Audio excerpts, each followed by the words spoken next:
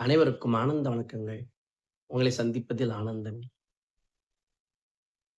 இன்றைய ஆத்மோபதேசம் பரவசம் என்னும் மாயை. இதைப் பற்றி இன்று பார்ப்போம்.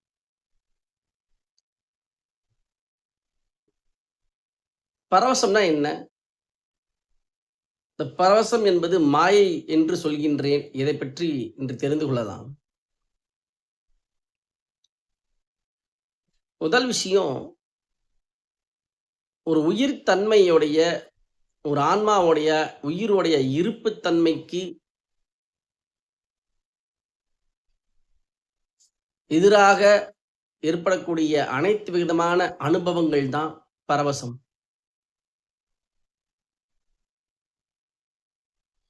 பரவசம் ஒரு வகையான மயக்க நிலை. இன்னும் ஆழமா சொன்னா டிட்டாச்டு ஸ்டேட். ஆன்மீகத்துல பயணம் பண்ணும்போது ஒரு வெறுமையை உணர்வது, விரக்தித்தன்மையை உணர்வது,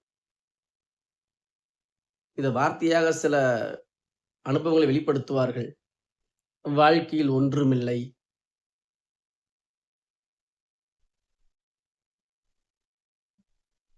இது போன்ற வார்த்தைகள் இவை எல்லாமே பரவச நிலைதான். இன்னும் சில பேர் ஆனந்தத்தை போய் பரவசம்னு சொல்லிடுறாங்க. அப்படின்னா ஆனந்தத்தை பத்தி அவங்களுக்கு தெரியவும் இல்ல, அதை உணரவும் இல்லைன்னு அர்த்தம். இந்த வீடியோ மூலமாக நான் சொல்கின்றேன். பரவசம் வேறு, ஆனந்தம் வேறு. ஆனந்தம் உயிர்த்தன்மையுடைய இருப்பு. It is a state. It is not experience.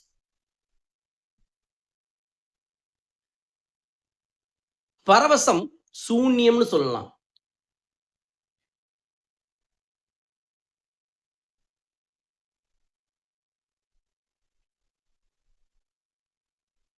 இந்த பரவசத்துல இருக்கிறோம் எப்படிங்கிறது எப்படி கண்டுபிடிக்கிறது? இதை வச்சு ஒரு உதாரணத்தோட சொல்றேன். பரவச நிலையில் இருந்தால்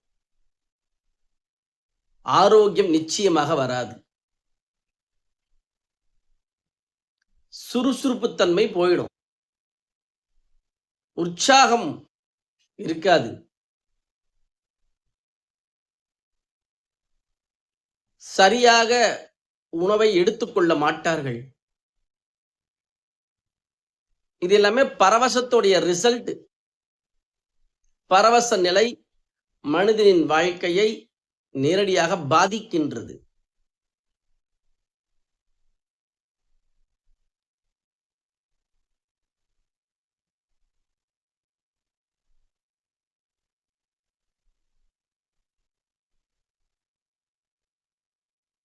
ஆனந்தம் என்பது உள்ளுக்குள் உயிராயிருக்கின்ற இருப்பின் சுபாவத்தன்மை, அப்சல்யூட் ஃபுல்ஃபில்மெண்ட். ஆனந்தத்தை உணர முடியும். ஆனந்தத்திலேயே இருக்க முடியும். காரணம், ஆனந்தத்துல தான் உயிர் இயங்குது என்பதனால்.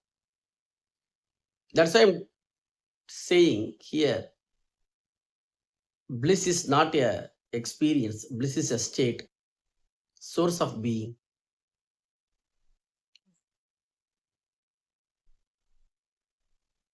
இந்த ஆனந்த உணர்வுல இயங்கும் போது உற்சாகம், உத்வேகம், ரெஸ்பான்சிபிலிட்டி,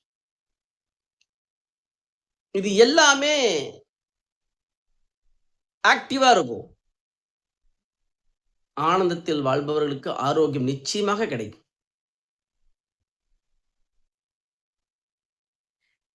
வாழ்க்கை ரெஸ்பான்சிபிலிட்டியோடு வாழ்வார்கள். இந்த பரவசம்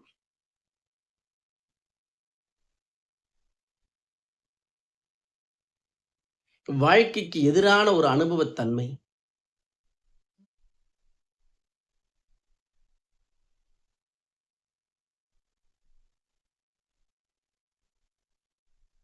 இதுதான் மாயை என்று சொல்கின்றேன். சப்கான்சியஸ் மைண்ட் உருவாக்கக்கூடிய மாயை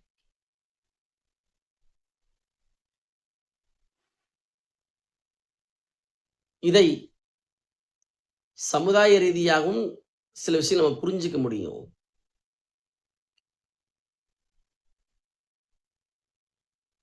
ரெஸ்பான்சிபிலிட்டி எடுக்காம நம்ம வாழ்க்கைக்கு என்ன தேவையோ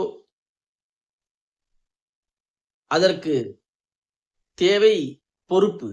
இந்த பொறுப்பை எடுப்பதற்கு தடையாக இருக்கக்கூடிய எல்லா வகையான உணர்ச்சி முடிச்சுகளும் பரவசம்தான்.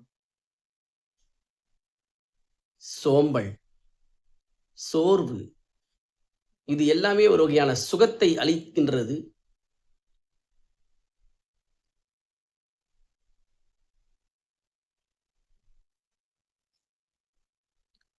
சுயநலம் என்கின்ற உணர்ச்சி முடிச்சு ஒரு சுகத்தை அளித்து பரவசத்தை தருகின்றது.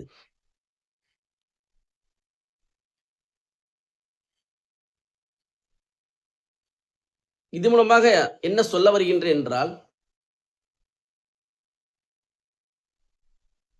ஆன்மீகத்தை நோக்கி நகர்பவர்களுக்கும் சரி, சமுதாய வாழ்க்கை வாழ்பவர்களுக்கும் சரி, உங்கள் வாழ்க்கைக்கு நீங்கள் தான் முழுமையான பொறுப்பு என்பதை உணர்ந்து சமுதாய வாழ்க்கை வாழ்ந்தால் சமுதாயம் உருவாக்கக்கூடிய பரவசத்தில் இருக்க மாட்டோம். ஆன்மீகம் சார்ந்து ஆனந்த உணர்விலிருந்து ஆனந்த உணர்வில் உணரும் போது தெளிந்த சிந்தனை, முழுமையான கவனம், நிதானம், பொறுமை, ரெஸ்பான்சிபிலிட்டி, இது போன்ற நற்குணங்கள் எல்லாம் ஒன்று சேர்ந்து வாழ்க்கையை இனிமையாக தேவையை நோக்கி எடுத்துச் செல்லும், ஆசையை நோக்கி எடுத்துச் செல்லாது.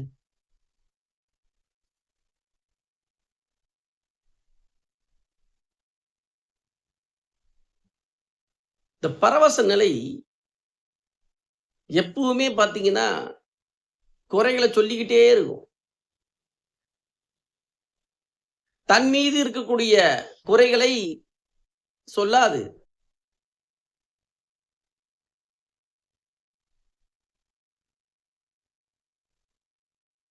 இந்த பரவசம் என்னும் மாயையில் நான் அதிகமாக பேசப் போவது ஆன்மீக மாயை தான். ஆன்மீகத்தை பத்தி தான்.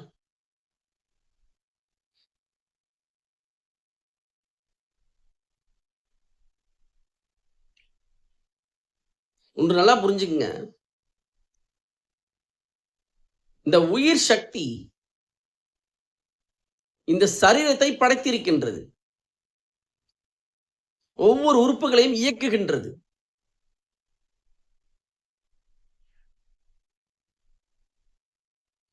மிகவும் ரெஸ்பான்சிபிலிட்டியோட, உற்சாகத்தோட, இதற்கு எகென்ஸ்டா அனுபவிக்கின்ற அனுபவங்கள் தான் பரவச நிலை என்று சொல்கின்றேன்.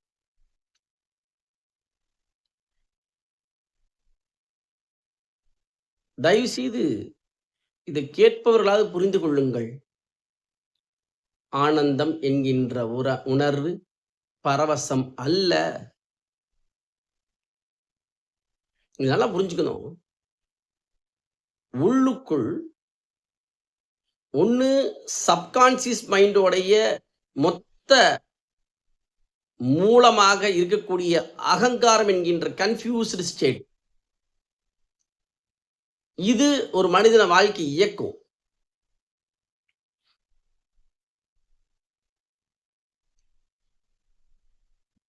ஒன்று இதுல இயங்குவார்கள், இல்லையா இதுல இருந்து லிபரேட் ஆனா டீஃபால்ட்டா ஆனந்த இருப்புல தான் இருக்க முடியும். உள்முகமாக எதையுமே உணராமல் வெறுமனே வெளிமுக வாழ்க்கை வாழ்வது லாஜிக்காவே இங்க கிளாரிட்டி இல்லைங்கிற நான். ஒரு விஷயம், நான் யார் அப்படிங்கிற ஒரு கேள்விக்கு சாதாரணமாக ஒரு மனிதன் என்ன சொல்லுவார்கள்? அவருடைய பெயர், இன்னாலமா அவரோட குணம், நல்ல நற்குணங்களை சேர்த்து ஒரு கேரக்டர் வச்சு சொல்லுவாங்க. நான் இந்த சரீரம் தான் அப்படிம்பாங்க. நான் யாருமே இல்ல அப்படின்னு யாரும் சொல்ல மாட்டாங்க. அப்படி சொல்லவும் முடியாது.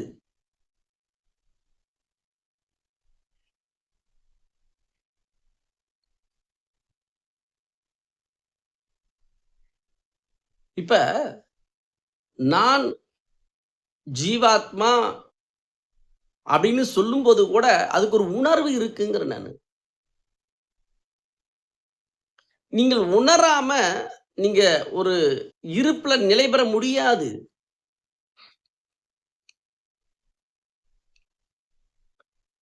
நான் கடவுள்னு சொன்னாலும் சரி, நான் சிவம்னு சொன்னாலும் சரி, நீங்க எத சொன்னாலுமே அந்த உணர்வு ஒண்ணு இருக்கு. அந்த உணர்வு தான் மிக முக்கியமான ஒரு சப்ஜெக்ட் இங்க வேலை செய்யுது.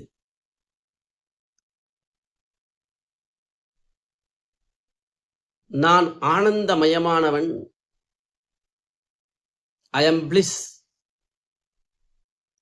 இந்த உணர்வை தவிர மீதி எல்லா வகையான உணர்ச்சிகளும் பரவசம்.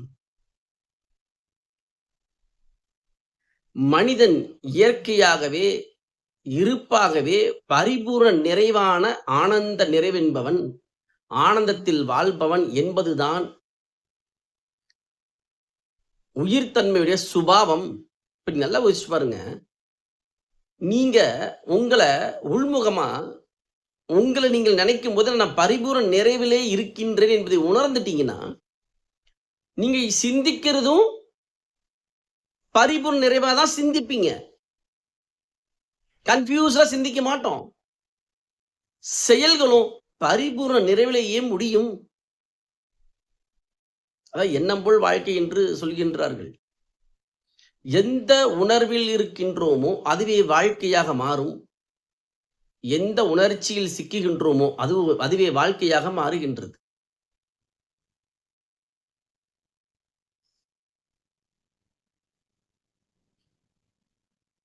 இந்த ஆனந்தம் என்கின்ற உணர்வு தவிர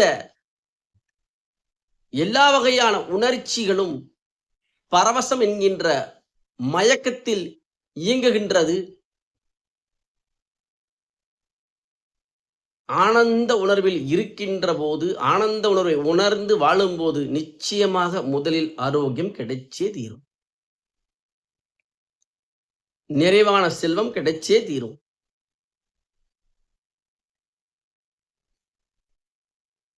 பரவசத்தில் இருக்கும்போது எதுவும் கிடையாது, எதுவும் கிடைக்காது. காரணம், பரவசம் டிட்டாச்டு ஸ்டேட் நோக்கி எடுத்துட்டு போகுது. அப்படின்னு எதை நோக்கி? வாழ்க்கையிலிருந்தே விலகிருது.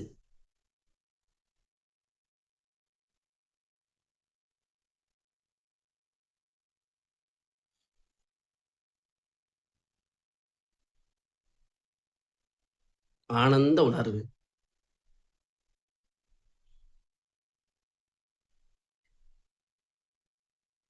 இதை நோக்கி நகருங்கள்.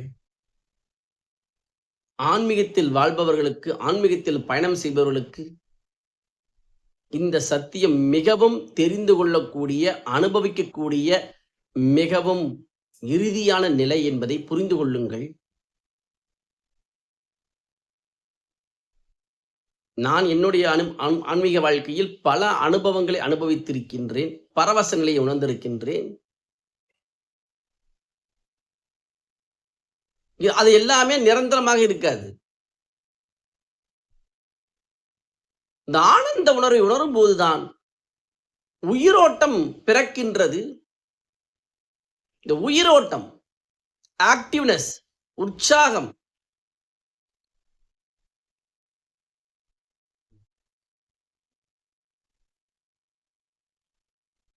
பரிபூர்ண நிறைவு. இந்த ஆனந்த உணர்வு இருக்கும்போது வாழ்க்கைக்கு எது தேவையோ அதைத்தான் செய்வோம். ஆசையில் ஒருபோதும் சிக்க மாட்டோம். பரிபூர்ண நிறைவென்கின்ற ஆனந்தத்திலிருந்து செயல்பட்டோமானால் வாழ்க்கைக்கு எது தேவை என்கின்ற விழிப்புணர்வோடு வாழ்க்கை இயக்க முடியும்.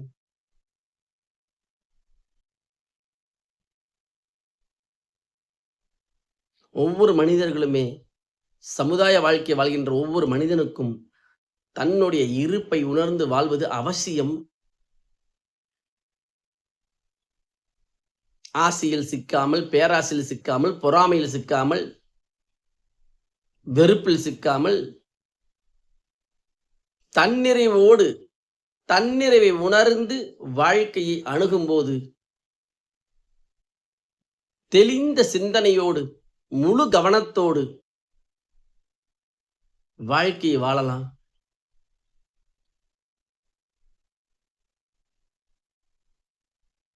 இந்த பரவசம் என்னும் மாயை என்கின்ற சத்தியத்திலிருந்து இந்த உபதேசத்தில் இந்த தலைப்பிலிருந்து நான் சொல்வது, ஆனந்த உணர்வை தவிர அனுபவிக்கின்ற எல்லா வகையான உணர்ச்சிகளும் உணர்ச்சி முடிச்சுகளும் மாயை, பரவச நிலை.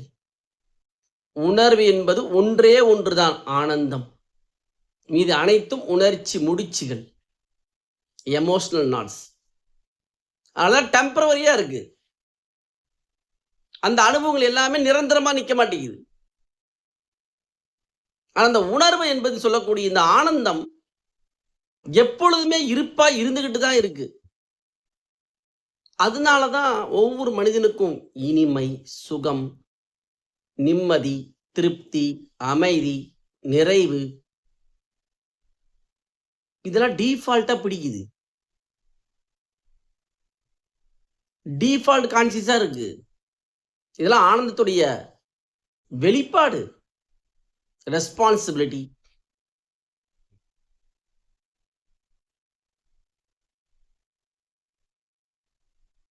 ஆனந்த உணர்வில் இருக்கும்போது மனத்தெளிவு ஏற்படுகின்றது. உணர்ச்சிகளுடைய தொந்தரவு இல்லாமல் இருக்கின்றது.